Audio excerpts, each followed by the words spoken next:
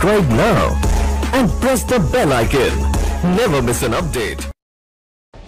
भुसावळ तालुक्यातील साकेगाव ग्रामपंचायतीचा कारभार सत्ताधारी विरोधकांनी आज चव्हाट्यावर आणून ठेवला आहे। साकेगाव ग्रामपंचायत सरपंच अनिल पाटील यांच्या कार्यशैलीला धरून विरोधकांमध्ये चांगलीच जोरदार एकमेकांची कानपिळणी चालू आहे। यातच आज दिनांक 2 मार्च रोजी साकेगाव येथील विरोधकांनी सरपंच अनिल पाटील यांची कार्यशैली रंगेहात पकडून अधिकाऱ्यांसमोर आणून दाखविले आहे। अनिल पाटील यांच्या शेतातील गहू हे ग्रामपंचायतीच्या घंटागाडीमध्ये भरून त्यांनी आमोदा येथील दुकानामध्ये साफ करण्यासाठी आपल्या ग्रामपंचायत कर्मचाऱ्यांसह पाठविले होते। हे सगळे दृश्य विरोधकांनी पाहिले असता त्यांनी तात्काळ या गाडीचा पाठलाग करून ही सगळी बोंब अधिकाऱ्यांसमोर आणून ठेवली। ज्यावेळेस या घटने ठिकाणी त्यांच्या सोबत आमच्या आयबीएन न्यूज महाराष्ट्राचा कॅमेरा पोहोचला असता त्या ठिकाणी साकेगाव ग्रामपंचायतीची घंटागाडी MH19 BM 4878 ग्रामपंचायत कर्मचाऱ्यांसह गव्हाने भरलेली त्या ठिकाणी आढळून आली। यावेळी विरोधक म्हणजे साकेगावचे उपसरपंच शकील पटेल यांनी तात्काळ जिल्हा परिषद सदस्य रवींद्र पाटील यांना संपर्क साधून त्यांना सुद्धा या घटनास्थळी बोलवून हे सगळे दृश्य त्यांना प्रत्यक्ष दाखविले। यावेळी रवींद्र पाटील यांनी यावल पंचायत समितीचे व्हिडिओ आणि पोलीस प्रशासनाला पाचारण करून संबंधितांवरती गुन्हे दाखल करण्यास यावे असे सांगितले। साकेगाव ग्रामपंचायत मध्ये घडत असलेला हा प्रकार खूपच निंदनीय असून संबंधितांवर लवकर कारवाई करण्यात यावी असे सुद्धा जीप सदस्य रवींद्र पाटील यांनी आयबीएन न्यूज महाराष्ट्राशी बोलताना म्हटले आहे। आज साकेगाव ग्रामपंचायतीचा जो विषय समोर आलेला आहे तो अतिशय निंदनीय प्रकार आहे। खऱ्या अर्थाने प्रशासनाला मी विनंती करतो की अशा पद्धतीने शासनाच्या मालमत्तेचा शासनाच्या वाहनाचा जर वापर होत असेल तर खऱ्या अर्थाने लोकप्रतिनिधीवरती कारवाई झाली पाहिजे। थोड्या वेळापूर्वी आम्हाला आमच्या साकेगाव ग्रामपंचायतीचे उपसरपंच शकील पटेल साहेब, ग्रामपंचायत सदस्य परवीनजी पवार आणि काही ग्रामपंचायत सदस्यांचा ग्रामस्थांचा फोन झाला की साकेगावातनं साकेगावाचे सरपंच अनिल पुंडलिक पाटील यांच्या घरच्या वैयक्तिक कामासाठी साकेगाव ग्रामपंचायतीच्या वाहनाचा वापर होतोय। आणि थोड्याच वेळात पुन्हा फोन आला की साकेगाव ग्रामपंचायतीची घंटा गाडी 15 क्विंटल गहू घेऊन त्यांच्या घरचे गहू घेऊन ते साफसफाईसाठी गेलेत की कुठे गेले आमोद्याला ते तिथं घटनास्थळी पोहोचलेत आमचे ग्रामपंचायतचे सदस्य आणि त्यांनी माहिती दिली की अशा पद्धतीचा विषय झालाय।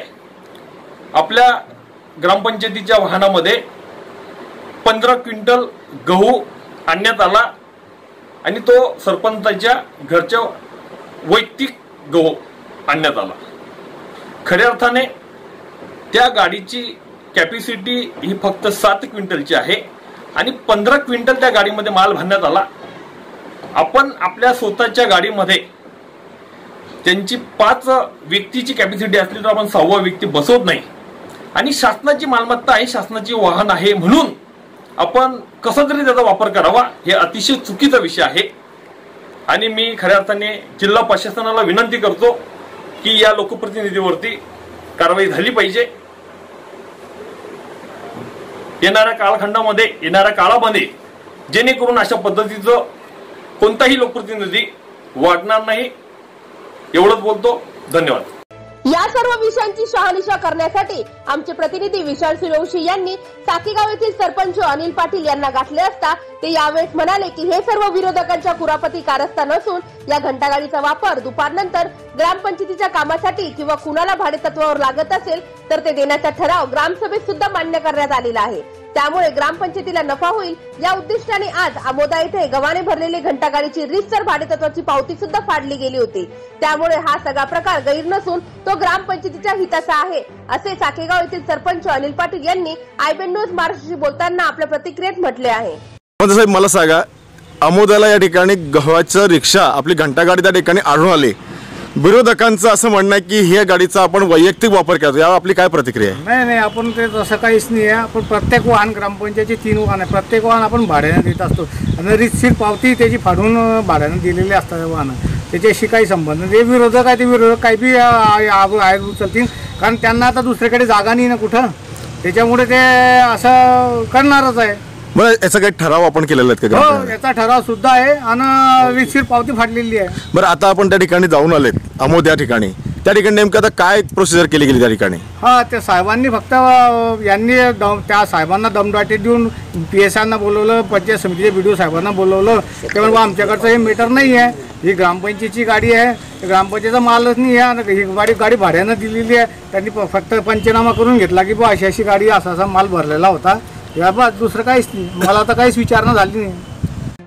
पण जरी हा प्रकार सरपंच महोदयांनी ग्रामपंचायतीचा हिताचा असला असे सांगितले असले तरी तो आरोग्याच्या दृष्टिकोनातून पाहिल्यास तो आरोग्य हिताचा, प्रशासनाचा आणि तसेच अन्नधान्य व नागरी पुरवठा विभागाच्या नियमानुसार तो नियमभंग करणारा होता, असे यावेळेस आमचे प्रतिनिधी विशाल सिरोशी यांनी वरिष्ठ अधिकाऱ्यांशी भ्रमणध्वनी येऊन संपर्क साधला असता अशी माहिती मिळाली.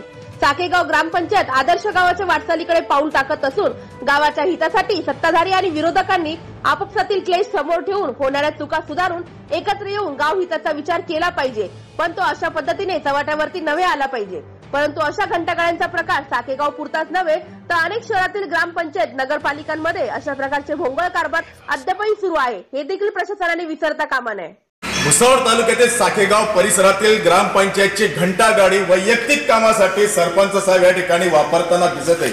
आणि हा मोठा स्फोट या ठिकाणी उघडण्याचा प्रयत्न करतोय. आपण बघू शकतो की या ठिकाणी घंटा गाडी उभी आहे. या घंटा गाडीमध्ये संपूर्ण साकेगाव या ठिकाणी गहू आणलेले साखरसाठी, म्हणजे एकंदर नागरिकांचं या ठिकाणी शासन प्रशासन सरकार या ठिकाणी नागरिकांच्या सोयीसाठी घंटा गाडी वापरण्यात देत असते, परंतु या ठिकाणी अशा प्रकारचा वापर या ठिकाणी होताना आपल्याला दिसतंय. जिल्हा परिषद सदस्य रवी पाटील यांनी या ठिकाणी फोन आल्यानंतर आम्ही स्टिंग ऑपरेशन असल्याने या स्टिंग ऑपरेशनचा उलगडा मी केलेला आहे की बघा लोकप्रतिनिधी, गावाचे लोकप्रतिनिधी कशा प्रकारे या ठिकाणी आपल्या घंटागाडीचा वापर करत असतात. या ठिकाणी चित्र आपल्याकडे पुष्कळ आहे. कॅमेरा संतोष विशाल सुरेश, महाराष्ट्र, भुसावळ.